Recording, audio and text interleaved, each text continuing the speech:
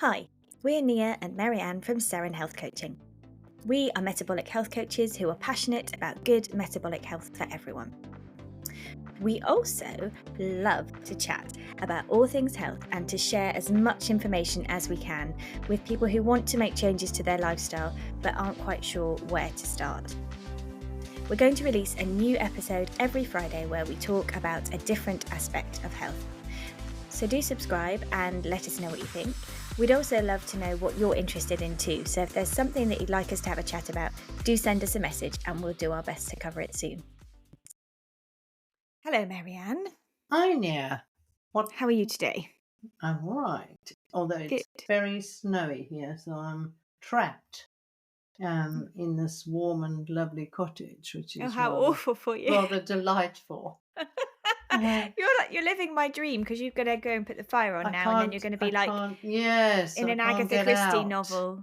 Can't I'll get send you. out the drive. Yes. Well, Yeah. there's not no nice man at the door. But anyway, Oh, wow. Never mind. um, no. We're going to talk about. You're forcing me really to work I because know, I'm a aren't I terrible?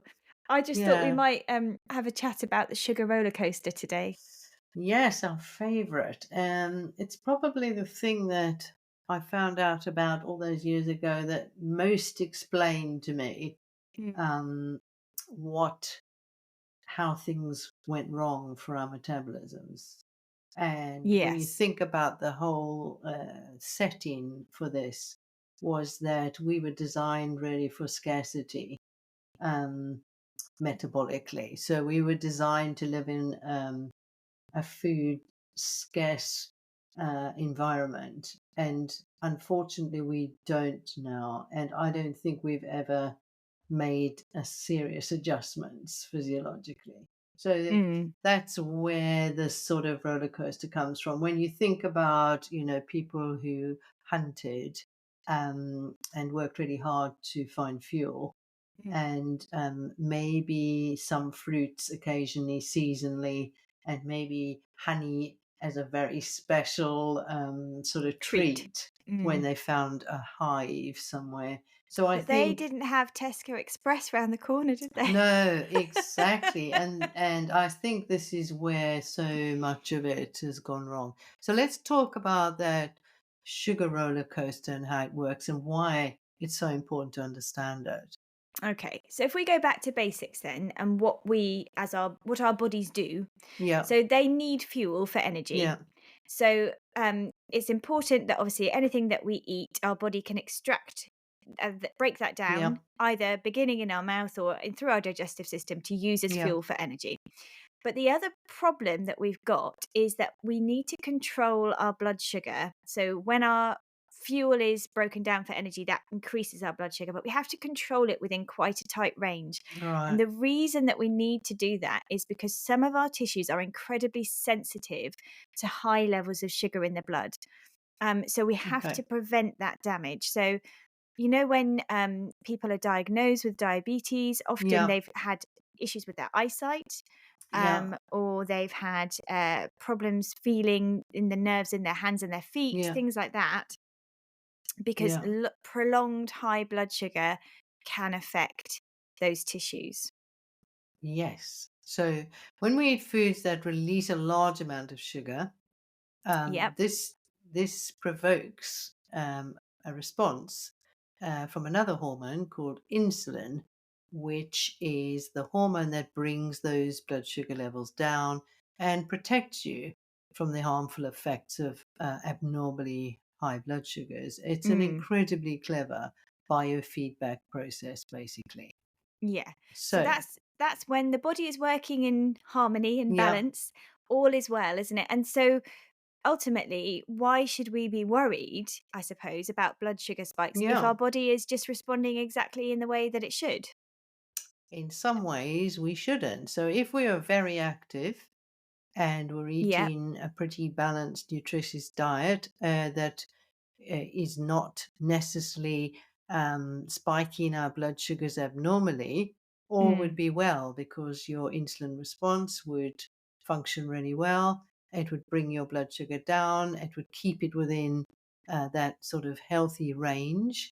And also, of course, excess amounts of energy when you're not using them are really useful for your body because it stores this excess fuel as fat. And this is a really useful, I mean, we think of storing fat as not being useful, but of course, it's really useful because it evens out our access to fuel. So when fuel's more scarce, we use our stored fat.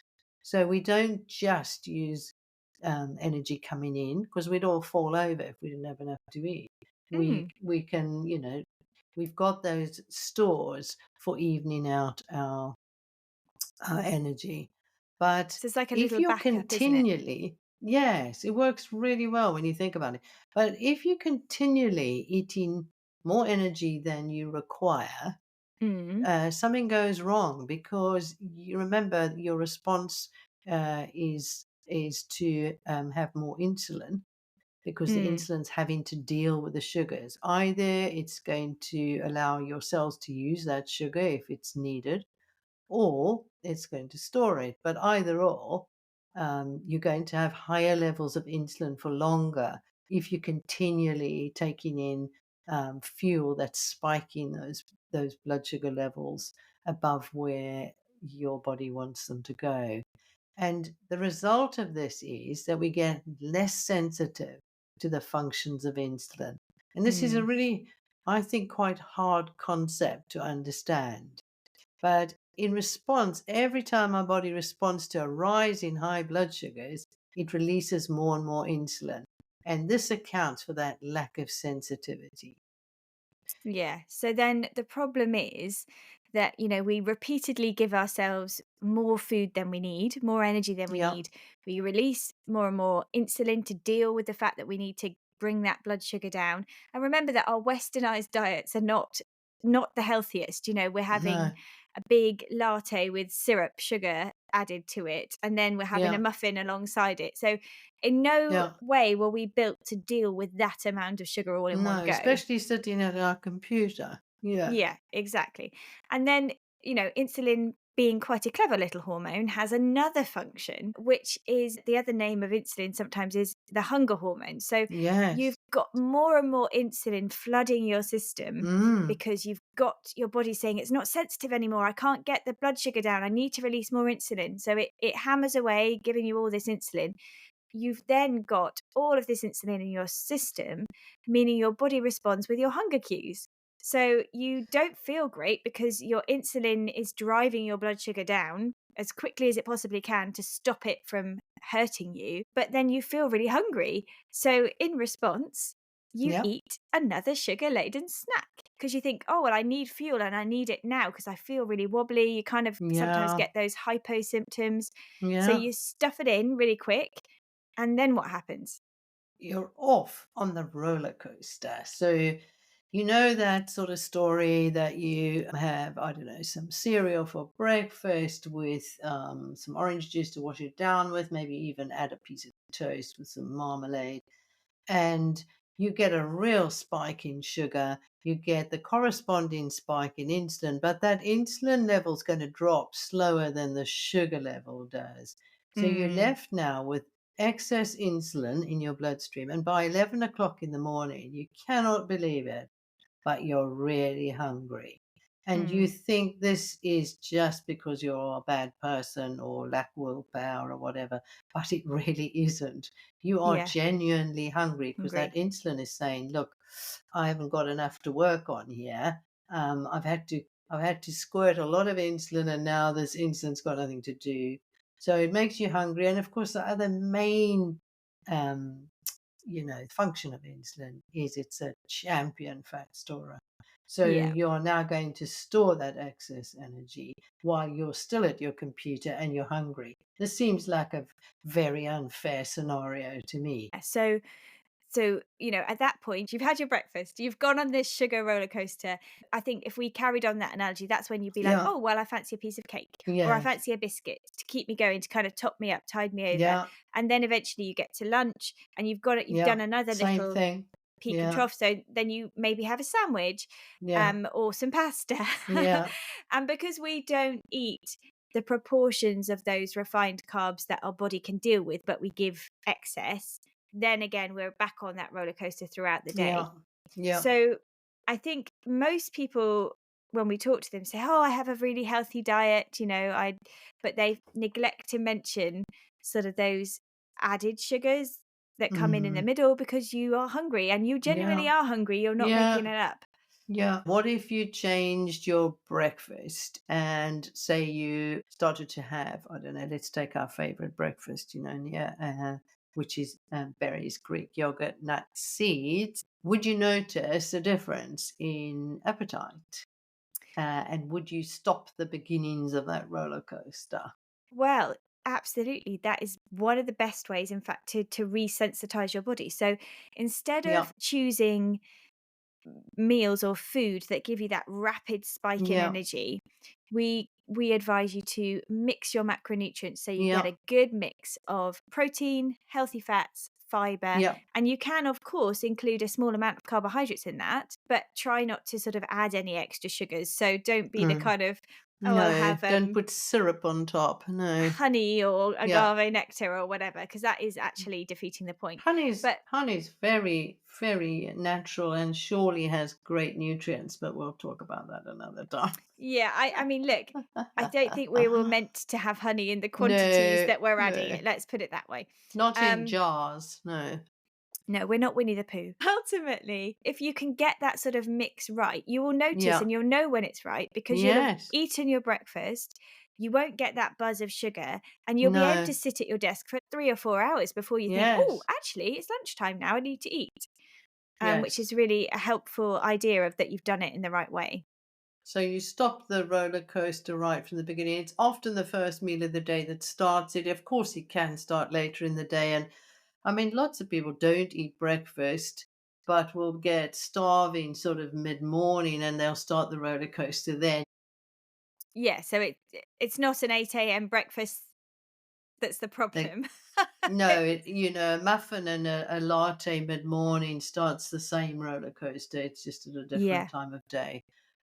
We hope this might just illustrate that that roller coaster is very real and that when you feel hungry and you're storing fat, by the way, around particularly around your middle, that this is not all because you're lacking in willpower. This is a biological setup which Yeah. was actually designed to look after us in many ways. But because we live in a world of plenty, Yeah. I think it's gone terribly wrong for lots of us. So we aren't expending the energy, but we're still taking in a The huge amount excess. of Yeah. ready fuel.